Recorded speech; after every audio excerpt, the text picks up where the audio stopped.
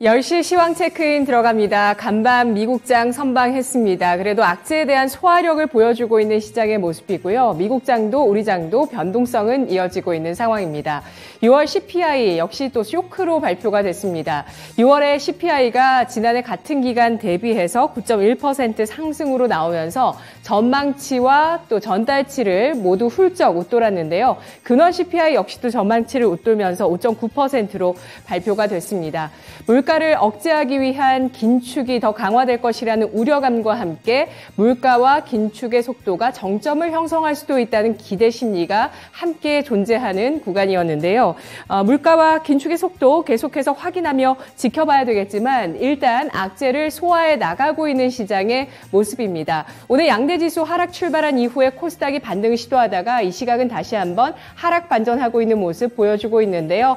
외국인의 수급 다만 아쉽습니다. 외국인 유가증권 시장에서 매도 전환하고 있습니다. 10시 구간 지금부터 살펴보겠습니다. 오늘 코스피 지수입니다. 하루 만에 하락세를 나타내고 있고요.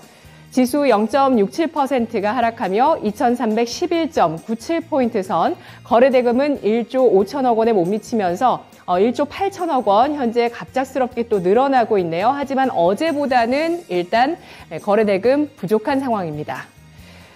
오늘 분봉 상황 살펴보겠습니다. 0.52%가 하락하면서 코스피 지수 출발했고요. 시가가 2316포인트 선, 이후에 장중에 2310선을 깨면서 2307포인트 선까지 밀려 내려가며 저점을 기록하기도 했었고요. 낙폭을 줄여나가면서 코스피 지수 장중에 2324선까지 낙폭을 줄이기도 했습니다. 현재는 2311포인트 선, 17.33포인트의 하락세를 띠고 있습니다.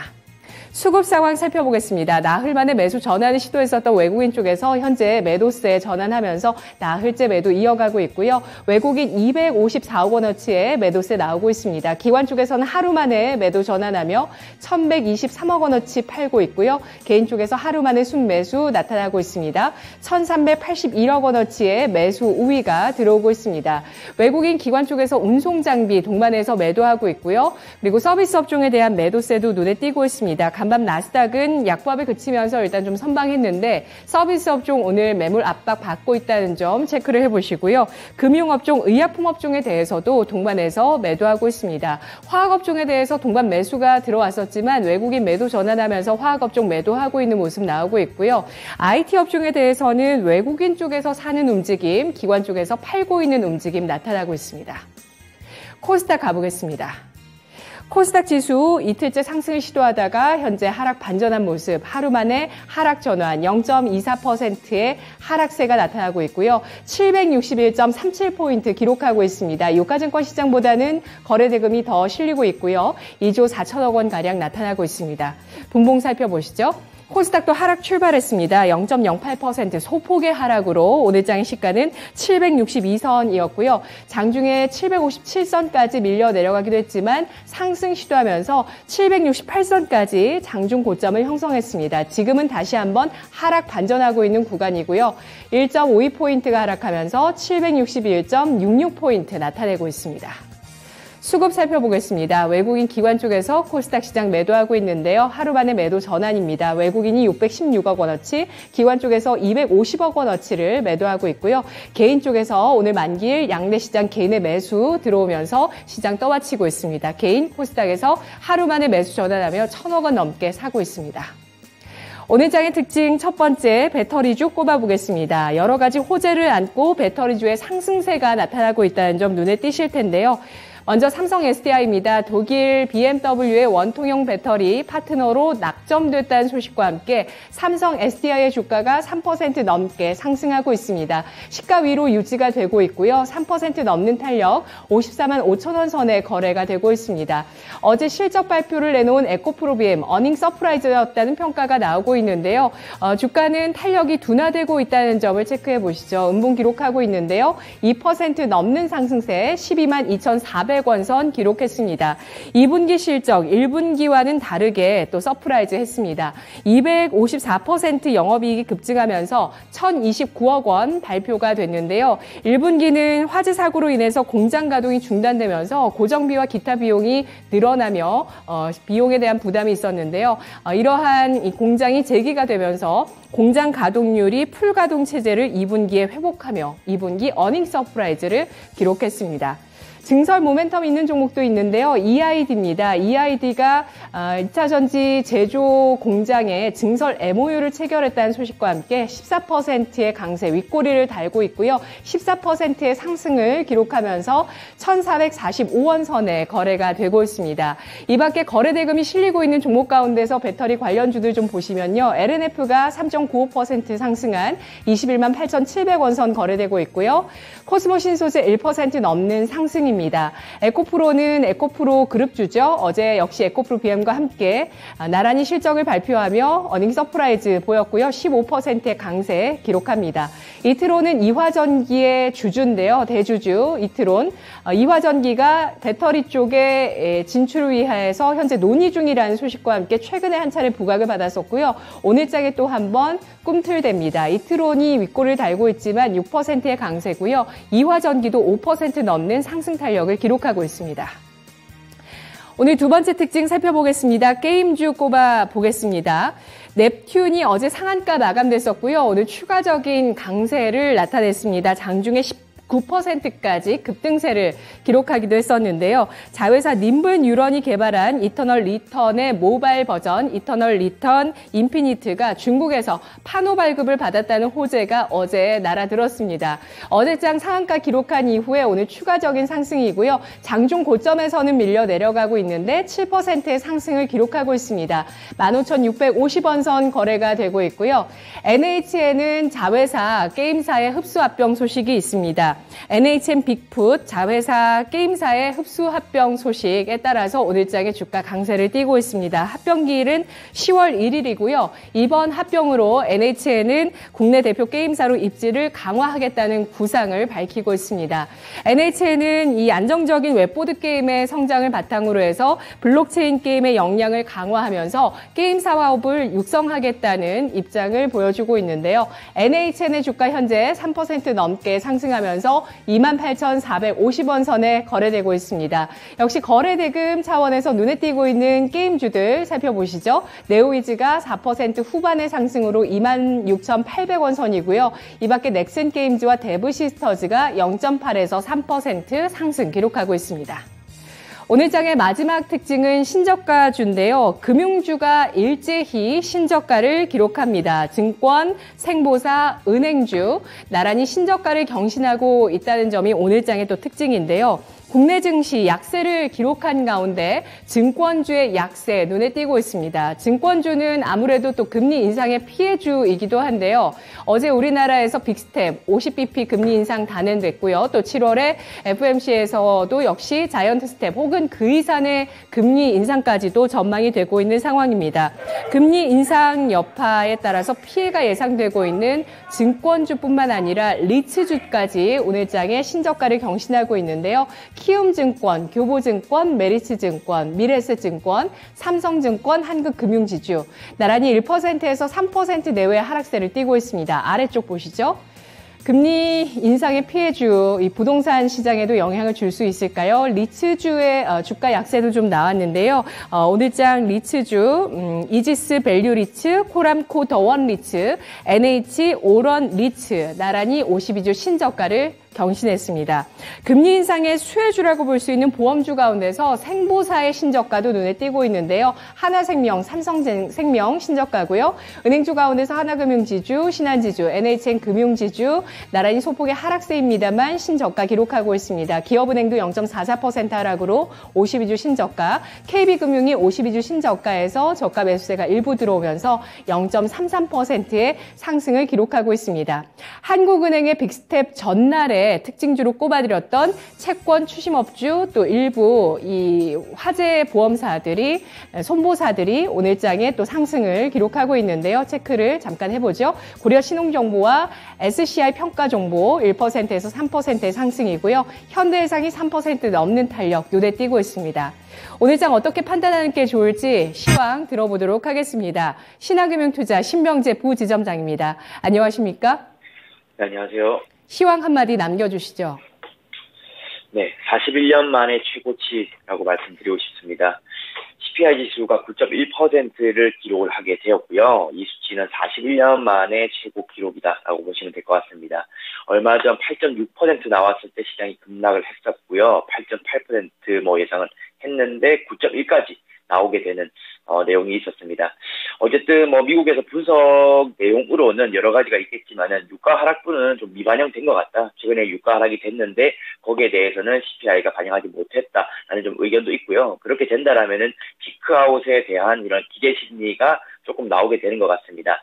장 시작 부근에 나스닥 선물이 마이너스 2% 정도로 움직였다가 낙폭을 다 만회하는 이런 모습을 끝이 났습니다. 그래서 그런 것들을 판단한다면은 피크아웃에 대한 이야기가 계속적으로 좀 얘기가 나오지 않을까라고 보고 있고요. 어쨌든 CPI 자체는 9%대로 나왔기 때문에 금리 인상 미국에서는 향후에 자이언트 스텝이 한 번 더 나올 가능성이 있지 않나라고 얘기가 또 나오고 있어요. 그래서 그 의견들이 팽팽하게 조금 맞서게 되는 것 같습니다.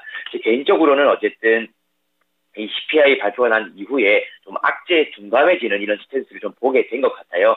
기존처럼 이게 악재였다면은 마이너스 3%나 지수가 좀 더 급락하는 이런 모습을 보였을 텐데 이제는 낙폭을 좀 만회하는 모습을 보여주고 있습니다. 보통 바닥까지는 구간에서는 이런 신호들이 좀 나오게 되어 있어요. 바닥에서 장대 양봉이 나온다든지 악재에 기존보다는 좀 둔감해지는 이런 모습이 나온다든지 그래서 기타 등등의 변수가 있는데 점점 바닥 국면을 좀 다져가는 모습이 나오는 것 같습니다. 하지만 시간은 좀 더 필요하다라는 생각이기 때문에 어쨌든 7월 말까지는 좀 더 관망하는 자세가 좋을 것 같습니다.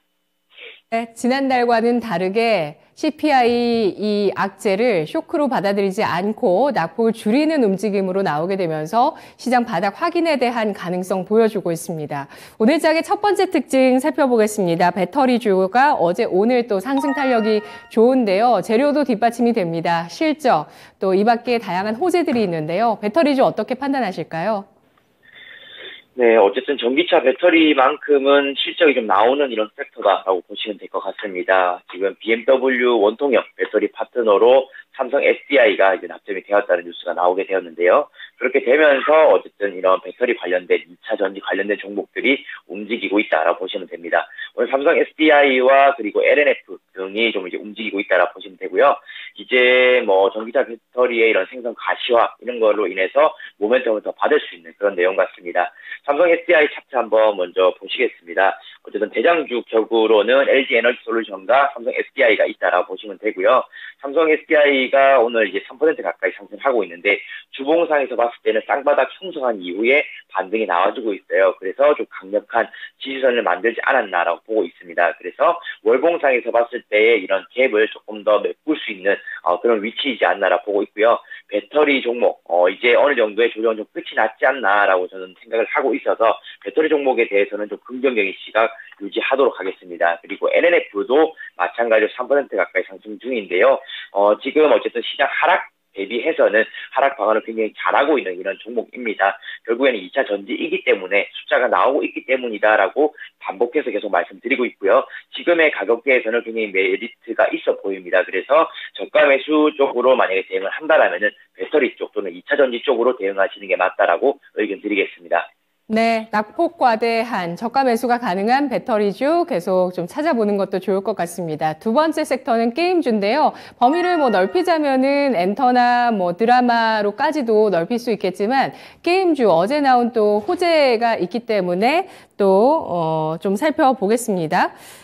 게임주 일단 판호 발급 소식이 어제 나왔었고요. 상한가라는 반응이 나왔습니다. 그리고 오늘 추가 상승 이후에는 탄력이 둔화되고 있는데 게임주 지금 어떻게 봐야 될까요?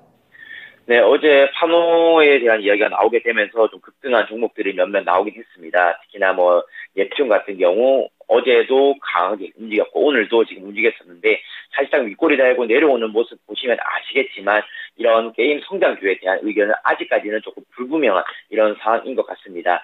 성수기 효과도 좀 제한적으로 나오게 될 가능성이 높고요. 이런 신작계에 대한 모멘텀이 생각보다 시장에서는 발휘하지 못하게 되는 이런 내용이 좀 있는 것 같습니다. 특히나 중국에 대한 이런 내용들이 나올 때마다 게임주는 움직였었는데요. 요즘에는 그 탄력 자체가 길게 이어지지 못하는 경우가 좀 많았던 것 같습니다. 어쨌든 큰 틀에서 보면은 금리 인상기에는 이런 성장주 자체가 많이 못 움직인다라는 것이 맞는 것 같고요. 우리 국내 증시는 어제도 0.5% 빅스텝을 단행을 했고 지금 8월과 그리고 10월 그리고 앞으로도 이 금리 인상 차례가 두세 차례 더 남아 있기 때문에 게임에 대한 시각은 저는 뭐 올해 내내 아마 보수적으로 좀 드리게 될 것 같아요. 그래서 바닥에서 반등이 나오는 국면도 뭐 있겠지만은 전체적인 섹터 분위기는 좋지 못할 가능성이 높다라고 보시면 될 것 같습니다. 그래서 자금이 들어오는 것을 기대하는 것은 3분기 끝 무렵은 해야지 성사가 좀 되지 않을까라 생각하고 있고요. 7월과 8월은 조금은 보수적인 스탠스, 관망하는 스탠스가 좋을 것 같습니다. 네, 하반기 신작들도 나오는데요. 그렇지만 금리 인상기에 불리하다는 관점에서 하반기 게임주에 대해서는 보수적인 시각을 갖고 있다는 의견이었습니다.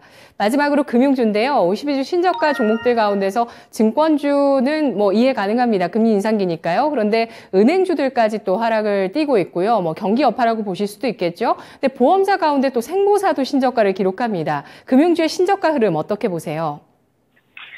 네, 금융주들 말씀하셨던 것처럼 증권주는 이유를 다 아실 겁니다. 지수 자체가 내림세를 겪고 있기 때문에 지수와 같이 흐름을 함께하는 증권주들은 대부분 다 지금 신저가다라고 보시면 될 것 같고요. 거래 대금도 지속적으로 감소를 하고 있는 상황입니다. 지금 지난달 같은 경우는 16조 정도 수준이었으면 이달 들어서는 14조 수준까지 일평균 거래 대금이 다운이 되었는데요. 이거 같은 경우는 2020년 2월 이후에 최고치로 낮은 이런 수준이다라고 보시면 될 것 같습니다. 지금 부동산에서도 거래 절벽이 있다라고 하는데 증권에서도 마찬가지로 거래 절벽이 나타나고 있다라고 보시면 될 것 같아요. 특히나 이 거래 대금도 줄어들었는데 BK에 대한 이런 수수료 부분 같은 경우도 굉장히 낮게 측정된 것이 있기 때문에 증권 같은 경우는 불황을 겪고 있다라고 보시면 될 것 같습니다.